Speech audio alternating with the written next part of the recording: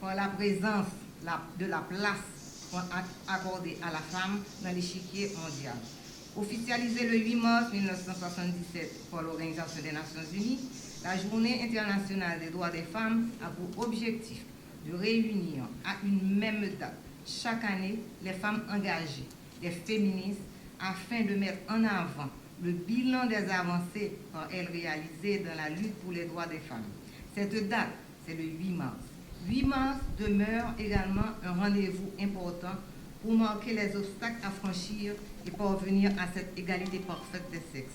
8 mars, c'est l'occasion de mettre en avant les initiatives qui placent les femmes au cœur d'une activité politique et sociale. 8 mars est également la journée idéale pour célébrer une réussite, la réussite d'une femme, un groupe de femmes, une association. Aujourd'hui, nous tenons à féliciter l'équipe féminine haïtienne de football qui, malgré les difficultés de l'heure, ont pu obtenir leur qualification pour la Coupe du monde de football en Nouvelle-Zélande l'année prochaine et apporter un peu de baume à notre triste réalité quotidienne. Bravo et merci. Il nous faut éviter de laisser croire que le 8 mars est la journée de la femme qui mettrait à l'honneur un soi-disant idéal féminin. L'appellation du 8 mars est désormais Journée internationale des droits des femmes. Chaque année, la Journée des droits des femmes est célébrée autour d'un thème. Cette année, l'Organisation des Nations Unies a retenu comme titre pour un monde digital inclusif, innovation et technologie pour l'égalité des sexes. L'innovation, le changement technologique et l'éducation à l'ère du numérique pour réaliser l'égalité des sexes et autonomiser les filles. Une approche soucieuse de l'égalité des sexes en matière d'innovation, de technique et d'éducation numérique peut sensibiliser les femmes et les filles à leurs droits et à leur engagement civique. Les progrès en matière de technologie numérique offrent d'immenses possibilités de relever les défis et d'atteindre les objectifs de développement durable de l'année 2030 qui sont éradiquer la pauvreté et les inégalités. Malheureusement, nous n'en sommes pas là. Commencé depuis la guerre de l'indépendance avec Viviane Victoria Montou, Sanit Belair, Marie-Jeanne Lamartinière et Marie-Claire Heureuse, notre lutte pour la liberté pour tous, qui comprenait également celle des femmes, a connu des moments de régression où les droits des femmes, nos héroïnes, ont été bafoués. Depuis, il a fallu recommencer avec une lutte spécialisée, celle de l'égalité des droits des femmes et des hommes.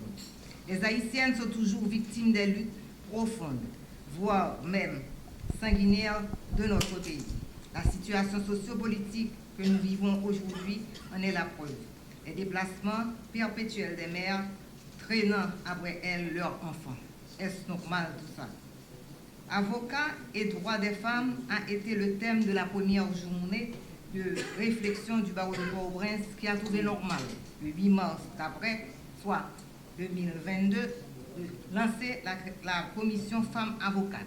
Cette commission, malgré son bon vouloir, n'a pas pu réaliser complètement son objectif.